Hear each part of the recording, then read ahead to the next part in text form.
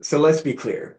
There are not many scenarios where improving patient outcomes can also improve the financials of insurance companies and healthcare providers. So when we find a scenario like that, we should be shouting it from the roof. And that's exactly what Mark and I are going to do today. We're going to talk about how hospice and home health can reduce the total cost of care for a patient. Now, for health systems operating in a risk-based payment arrangement, this can be a cost stabilizing strategy. But it's really hard to run hospice and home health services profitably, especially for large health systems, which is why I am so glad to have Mark Bird with me to look under the hood and figure out why health systems have such a hard time converting what's an obvious advantage for owning these services into reliable financial performance. Mark, welcome. Thank you, Eric. Happy to be here. I'm happy you're here, as you are the perfect person to talk to about this. I mean, your career has touched on this from all angles. You began by owning your own post-acute respiratory services company, which you sold to um, a national system. You then ran the IT and revenue cycle functions for a national health system. You were director of hospice and home health services for multi-state regional systems, and you were CFO for the post-acute care services for a multi-state system. You currently own a home health um, agency, which I must say has excellent patient satisfaction and employee satisfaction reviews. And you own Berg Data, which is a data and analytics firm specialized in providing insights around patient outcomes and financial performance. But Mark, welcome. So that's kind of the resume, but tell us more about you. All right. Well, Eric, thank you for going over my checkered past. I've just kind of done a little bit of everything. Um, yeah, I've been in healthcare for more decades than I really want to admit to, and done a lot of things. It's been a fascinating career for me, and I've learned a lot along the way. Made a few mistakes, but hopefully. Um, Others have been able to benefit from my errors as No we. problem.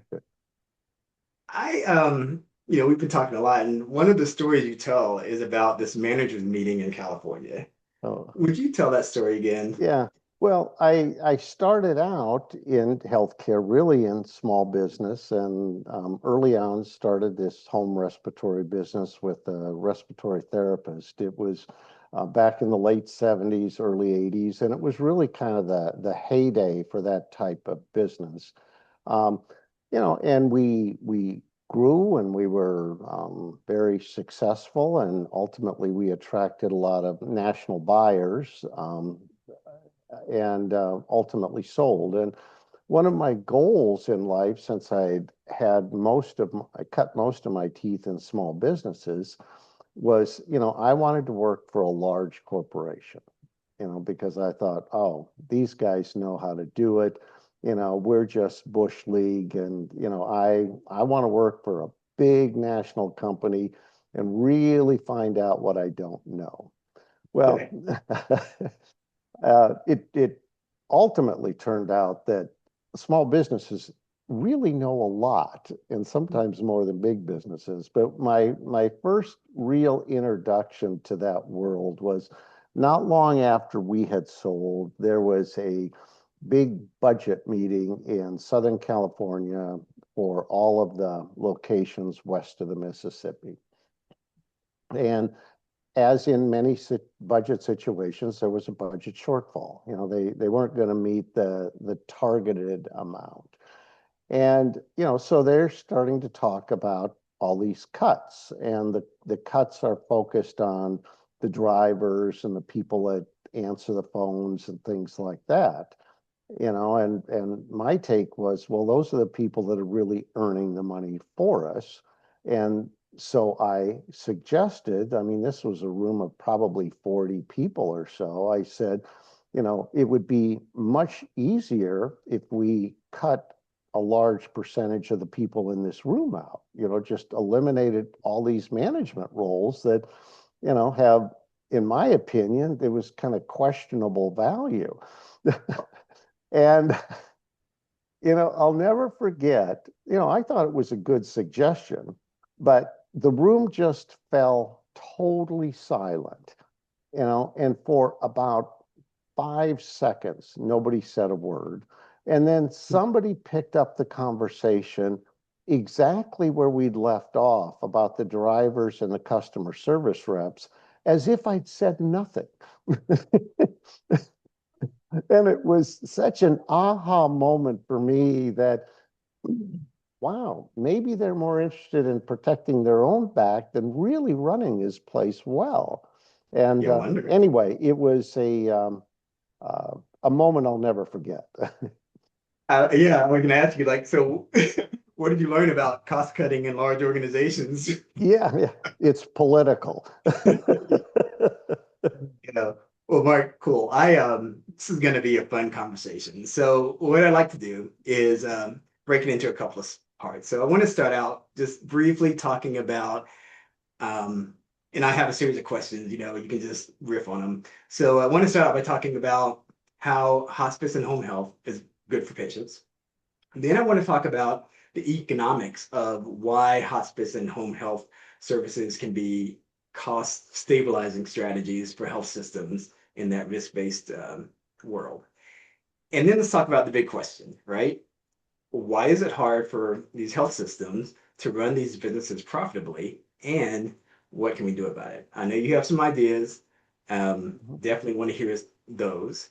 And then I'd like to talk a bit about the gaps between hospice and home health and elder care, because elder care is such a big part of hospice and home health. It's also a soapbox of mine, and I would love to give families some tips on how to navigate the system. Yeah. Great, great. Well, Okay. Eric, which one do you want to start on? Let's start with the patients. So there's a lot of info out there about the benefits to patients of hospice and home health. But from your perspective, what actually looks different from a for patients when hospice and home health are brought in on time or not missed? Mhm. Well, I think, kind of the basic premise I always like to start with is, if you just look at yourself or your family members, where would you rather be in general? Would you rather be at home in a comfortable setting that you know? Or would you rather be in a hospital where they're waking you up every few hours at night, giving you food that may not be your favorite, and poking you with a lot of devices? And, Right. and just if you just start with that basic premise, I mean, that's an easy answer for most people to answer and just say they'd rather be at home. Right. Well, not only would they rather be there, it's less costly to be there. These big facilities running 24/7 and have, a lot of infrastructure to maintain are really expensive places to be. And so you've got a high cost, and then you kind of just throw in the risk factor. Whether it's a nursing facility or a hospital or any institutional care, there's always a high risk of infection. In fact, if you look at the data on Medicare population, within the top three diagnosis DRGs for any hospital is going to be sepsis. I mean, just infections run rampant and it has a high mortality rate. So just from a patient, where do you want to be, to a patient safety issue with infections, I mean, you don't want to be in those places. So it's just intuitive on so many levels why it's better to be at home. Yeah, that makes sense. And then, of course, there's this research that talks about the readmission rate for similar conditions can Right, be lower in many cases if you go to a home health, right? right, right. Okay. as if you leave the hospital without those post-acute care services. Yeah. Right, right. So let's talk about the economics behind this. So for those less familiar with risk-based payment models, can you walk us through why hospice and home health act as cost stabilizers? And I'd really like you to dig in, if you don't mind, on where, uh, again, you can think of it from a patient journey perspective, value stream, life cycle, whatever. But where do the cost offsets actually occur? Well, if you're in a risk-based model, hospice is probably the best example of that. If you just look at the cost of care in the last 30, 60 days of life for someone who has hospice versus someone who doesn't, it's night and day. For hospice, your cost can be a few $100s a day. But if you're in any sort of facility-based care, it's going to be in the thousands typically. And again, not the setting you want to be in. It drives typically in those last months of life, you drive a lot of readmissions for hospitals, which adds up the cost, creates readmission um, penalties, financial penalties. And it's not easy going in and out of the hospital all the time if you're old and frail. It, it takes a lot out of a person. So from a risk-based perspective, the data is clear, and it's why a lot of Medicare Advantage plans, which are at risk, embrace hospice. Mhm. They have typically good utilization rates for hospice. Kaiser being a national model that is a good example of that.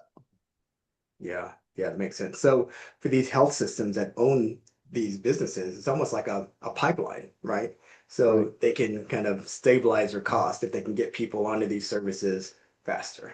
right, right.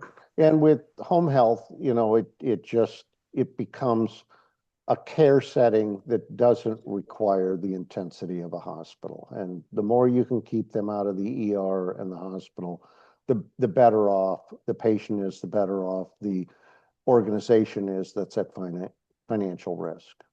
Yeah, it makes sense. Um, of course, there are all types of challenges for getting these services profitably from the health system's perspective, right? Right. So that's what I really want to dive into, Mark. I know you've seen this as a operator, as a leader. So I really hopefully that we can share some advice with folks. Yeah. I have categorized the areas of leakage into three categories. Um, Kind of the front end leakage, referrals, discharge flow. Another category I'm calling like the execution of the services, which I really feel are kind of two buckets. There's like the workforce friction, capacity, all that, and then there's actual care delivery and aligning the care delivery to the care that's needed. And then the last piece is around kind of the revenue cycle financial leakage. So I'd like to take each one of those um, and come up with what are some solutions that you've seen best of breed work. So when I think about the front end leakage, things like referral delays, out of system discharges, readmissions, waiting for placement, all of that, it seems like those are different scenarios or different things that happen, but they all kind of come from a root cause of not having good control and coordination over that flow. But what are your thoughts? Well, I think you definitely see that, and I think a couple of dynamics come into play there. One, if it's a home health agency that's affiliated with a system, they, you know, typically assume they have captive referrals. And I think human nature is when you think that people don't have a choice and they're going to come to you, it's easy to get a little lazy.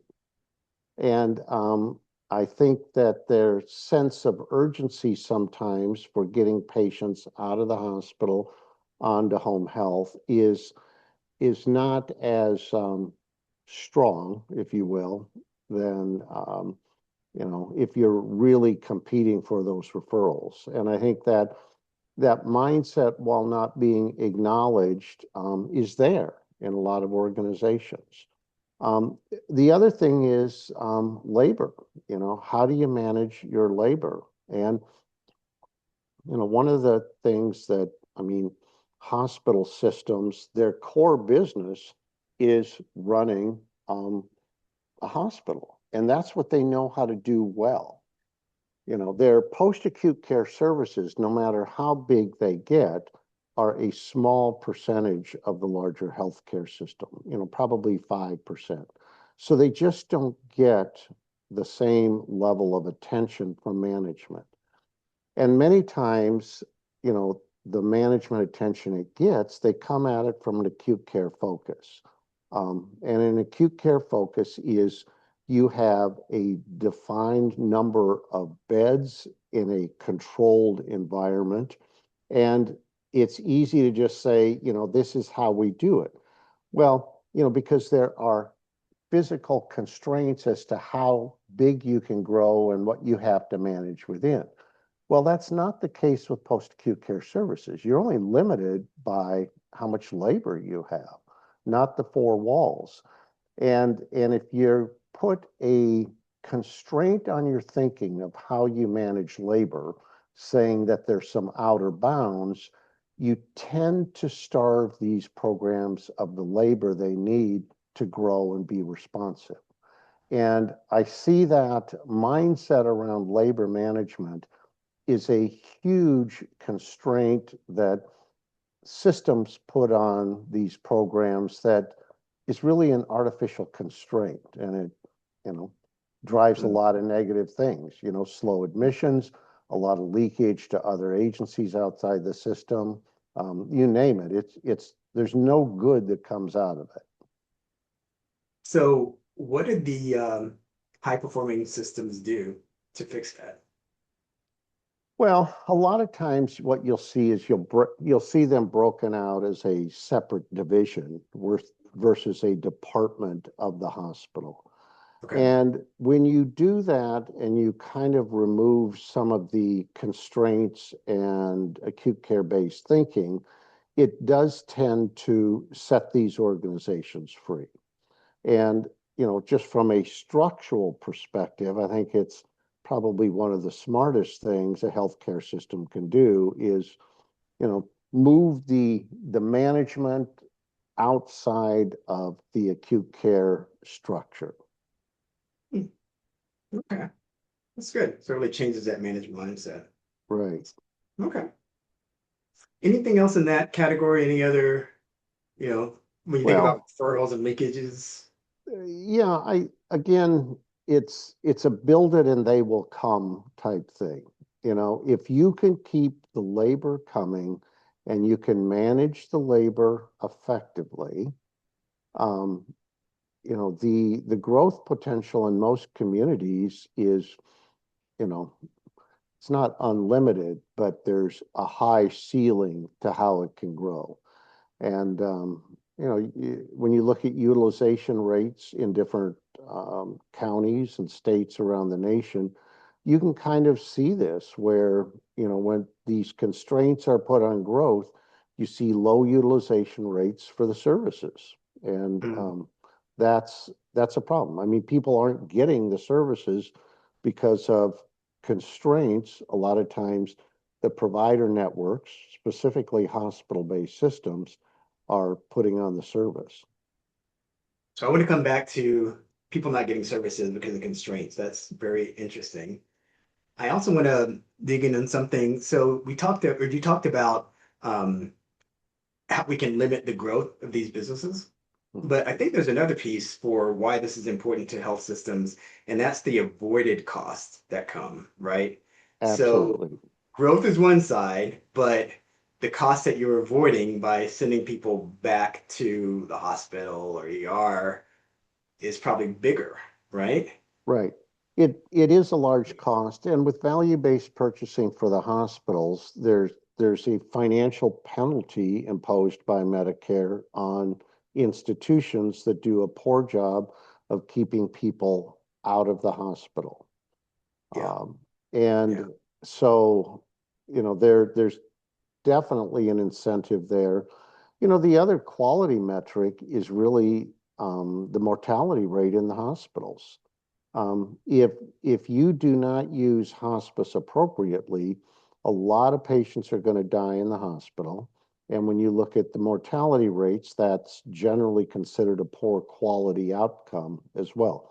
While there's not necessarily financial penalty directly attributed to it, um, people typically don't want to go to a hospital where your odds of dying there are high, not I had to usually get the a laugh. driver of volume. Not a driver of customer retention. Yeah, yeah, literally. All right. So let's move on to bucket number two, which is the leakage in terms of running these systems or these services. So I feel like there's things like, from an employee perspective, documentation burden, burnout, scheduling chaos, right? Let's talk about that for a minute, and then we can move on to the reimbursement side. Yeah. So people often say that burnout, that kind of stuff, scheduling chaos is just inherent in the model. But my question to you is, is that really unavoidable, or might that be, and I don't want to lead you, but more of the decisions we make on how we manage capacity. Well, ideally, what you've got is a pull versus push system. The way it works in a lot of hospital-based systems today is the acute care is pushing patients out versus the home health and hospice pulling them out. And if if the mentality of the post-acute care services is the answer is yes when they get asked the question, you start building systems around how do we just pull patients out? We are always ready and able to accept versus, having to be pushed. We got 5 patients on, floor 7 that we need to get out. Home health is saying, I don't have capacity. I can get there next Thursday. And that you've got to really change that mentality of pull versus push to get in the right frame of mind to design your systems around rapid acceptance of patients. Okay, Because, let me push you. pardon? Go ahead. I want to push you on that a little bit, Mark. I mean, Okay, it's one thing to get your system built to rapidly accept, right? You can get all the approvals and all that, but you got to be ready to deliver the services, right? you So, absolutely do. But that's where we see a lot of times labor being used inefficiently. There are a lot of measures now with this OASIS data set that's been around since 2000, where you measure the outcomes of patients. And what we see with a lot of systems is how many like therapy visits does it take to get a patient better at moving around, doing toileting, getting dressed. And you can see when you look at those, when you plot those outcomes against the number of visits, you see that some organizations are very efficient at improving their patients and some are not.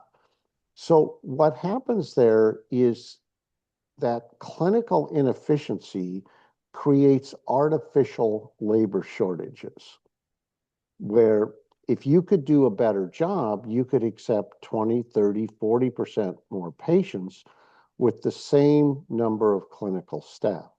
So you have to look, are we clinically efficient with our labor?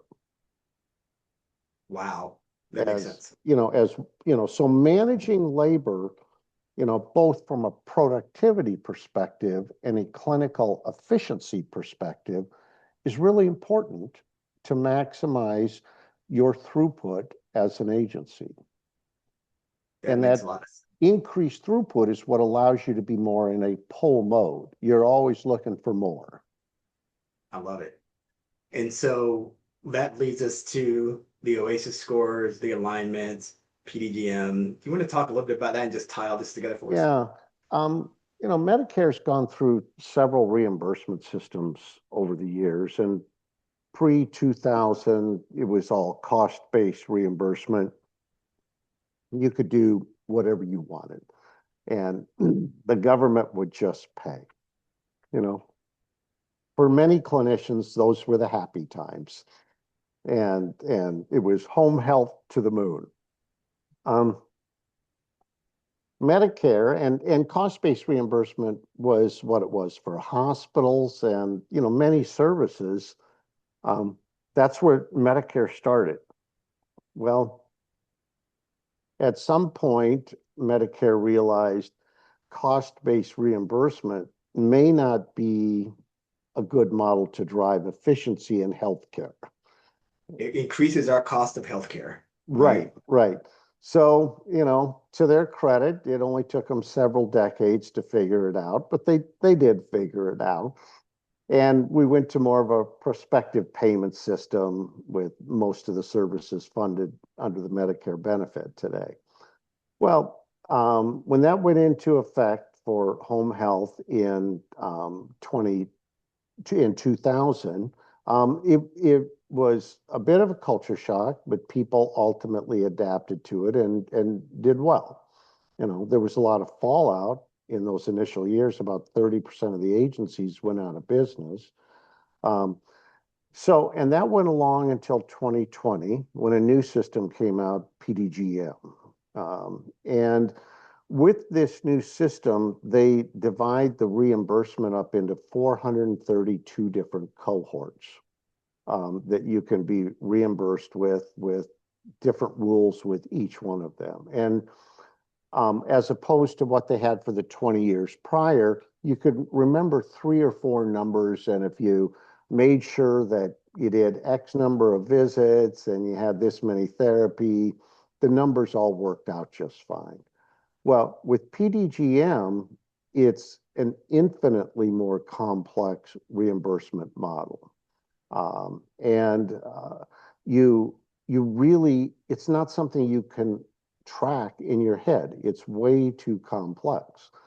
And so making sure that based on your OASIS assessment, your clinical assessment of the patient, it's going to spit out the other side and say, you need X resources to care for these patients. Well, a lot of times the clinicians do not make that connection, that how they're answering these clinical connection questions connect with how much resources they can put in. So you get a mismatch. And this PDGM system was designed by data geeks like me.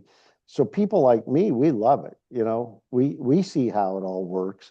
But if you're a clinician taking care of patients, it's not that intuitive. And so you need kind of tools and systems in the middle to translate between the clinical assessment and the resources you're going to be given, and then match those resources up on the plan of care. Um, so it's much more of a data-driven model than it ever was in the past. And unfortunately, most clinicians, they went into healthcare to take care of patients. They didn't go into healthcare to become data geeks. And so you really need a data geek team to be successful in home health today with the more complex reimbursement system. So basically, person comes onto care, or before they get onto care, there's Mhm. an assessment done.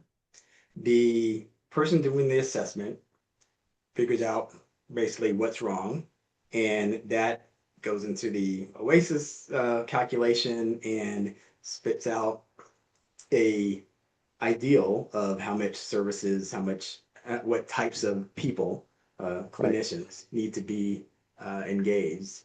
And the planners my understanding of how this works. People that are planning the resources to go to the home and do the services are just planning based on what they think is right. Right. Um, Huge opportunity there. Like, what have you seen in terms of dollars missed from a typical system just because the care plan isn't aligned to what's delivered? Well, just from a high level, we usually see that there's a mismatch of about 10%. And so, a 10% difference in your margin when you're talking single digit margins is a big miss, Yeah, yeah. and that's just matching the visits to the clinical assessment. Wow, yeah, that's Uh, awesome. on And top of then, that, the coding can be huh, another component of that as to, what do you consider the primary diagnosis, versus a secondary diagnosis. Um, a good example, we were just working on one the other day where patient had a catheter and, they needed, once a month catheter care, but they also had some pressure ulcers that required frequent nursing. Well, when you put the primary diagnosis as catheter care, that what comes out of the algorithm is you don't need a lot of resources to go in there once a month. But if you've got pressure ulcers and you need nursing visits, every other day or something, that gives you a different answer. mm, So when you put the catheter as primary and the wound care secondary, you get a total mismatch. And there's no home health agency that isn't going to treat pressure ulcers on a patient. They may need help with the catheter, but they're not going to let pressure ulcers just go untreated, you know? oh yeah, that's And a great that's example. just, which position do you put the relative codes? And Yeah, it comes back to that, assessment of what the patient needs. yeah, that's a great example, Mark. Thanks. That actually leads to the third category I wanted to talk about, which is the financial revenue cycle compliance side of things. Um, because I can imagine even if you get people on service quickly and you're delivering the care in an optimal manner, you can still miss out on revenue from these services that you delivered because you know haven't coded correctly or eligibility errors or Right. denials, right? What do you see in those areas? What are the biggest Well, drivers? I mean, all these things feed into it. The plan of care, you want to match the visits and frequencies with the clinical assessment. You want to make sure the codes, the ICD-10 codes, are reflective of the care you're giving, and yet you want to be compliant. You don't want to defraud the government out of payments you shouldn't have, but you want to take credit for what you are doing. And again, this is in a lot of ways systems that you didn't need to have pre-PDGM. You had to have some, but not at the level you have to have today, to work under this more complex reimbursement model.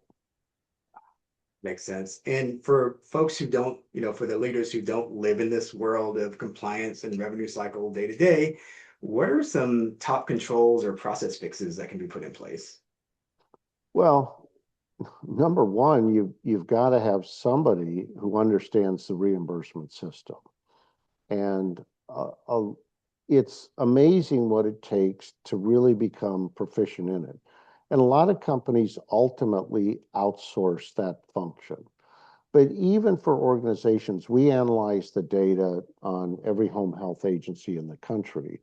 And even organizations that outsource to experts, I mean, we still see a lot left on the table. And I think that you can't get away from building some level of internal expertise. Somebody has to be paying attention. And it takes time to build that expertise. But if you don't invest in that, there's the odds are you're going to fail. In fact, that's what we see as far as the failure rates. Home health failure rates for agencies has, 2 to 3 times the percentage that go out of business than any other service line within the Medicare benefit. Wow. And a lot of that is smaller organizations that simply don't understand the complexity of the rules. Um, Yeah, but that makes sense. without that understanding, it is hard to survive. So, what's your perspective, big picture? Health systems, they own their own hospice and home health services. They have a pipeline, from going to the acute to the post-acute care services. Sounds like if they can be run efficiently, it would be a good thing to do. Is it worth the investment to try to do it right? Oh, absolutely.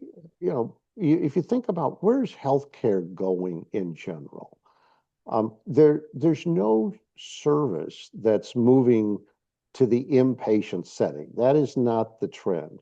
Um, Look at orthopedic patients. What it used to take if you had a hip replacement. You could pretty much plan on being between the hospitals and some sort of rehabilitation facility. You could see yourself being institutionalized for a month. Now it's an outpatient procedure. Mm. You go in, you get your in the morning, you get your hip, and then you walk out that that afternoon. Yeah, And yeah, and that's just where healthcare is going in general. It's going to the outpatient at home environment. love it, So love it. So, yeah, go ahead. Sorry. Yeah, so folks need to get good at doing this. Makes you need to sense. get good at it because it's Yeah, where the care is migrating to. that's It's right. not migrating into bigger and bigger hospitals. That's right.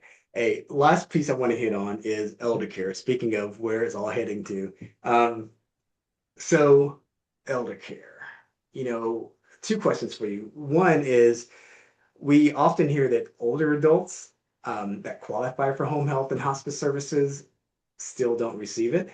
Mhm. Your perspective, how common is that? And what really drives that? Is it a patient awareness or a workflow kind of issue? Well, I mean, I think what you've got to back up to is what is the design of the Medicare benefit?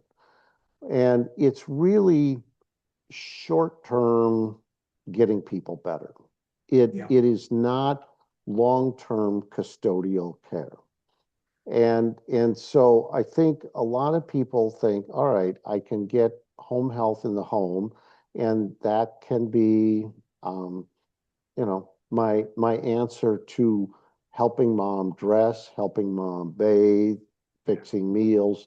But the benefit is really not designed around those long-term care services. It's for skilled short-term services. And that creates a big gap. Um, and so either you're going to pay for that privately because it's outside the benefit scope of Medicare, or you're going to have long-term care insurance. I mean, Yeah. those are the options. Let me ask you, there's a program called PACE, Mhm. which I know is kind of a, you could tell us a little bit more about that. I know what it's for, I know it's exploratory, but it seems like there might be some things we can learn from that, and I'm curious what your Yeah. thoughts are. Well, PACE is an actual Medicare benefit now. It started out as a demonstration project out of an organization in the San Francisco.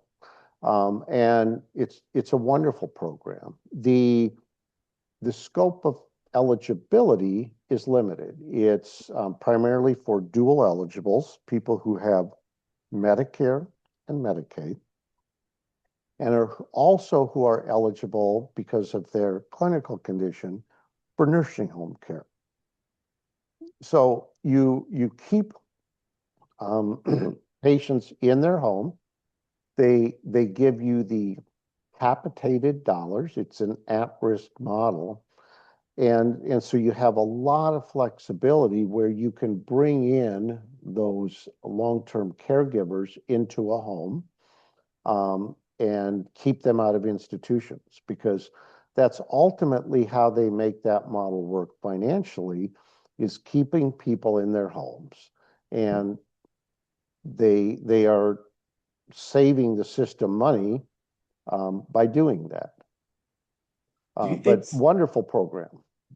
do you think something like that could be escalated to, regular health insurance?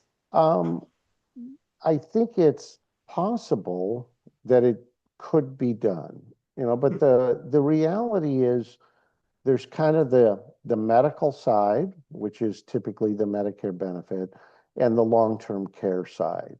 And that benefit, for dual eligible is, well, either you get it under a Medicaid benefit because of your income level, or you self-pay, or you have long-term care insurance. And a lot of dollars can get consumed on that long-term care side. Um, but when you look at it from a societal perspective, you can eliminate a lot of institutionalization as well.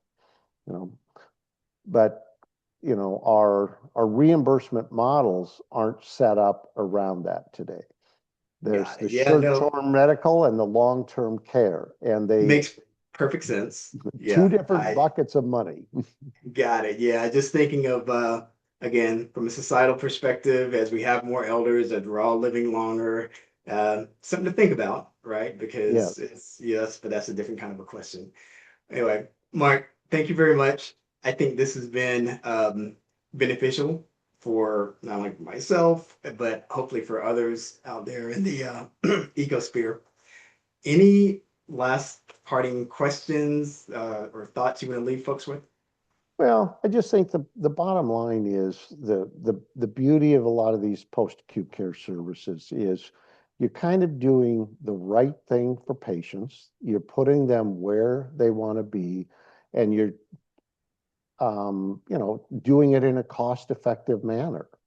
And you're avoiding patient risk by being institutionalized to infections and things like that. So it is one of those scenarios where, you know, it's the right thing for the patients, and it's the right thing for society as we have to pay for these services. Absolutely.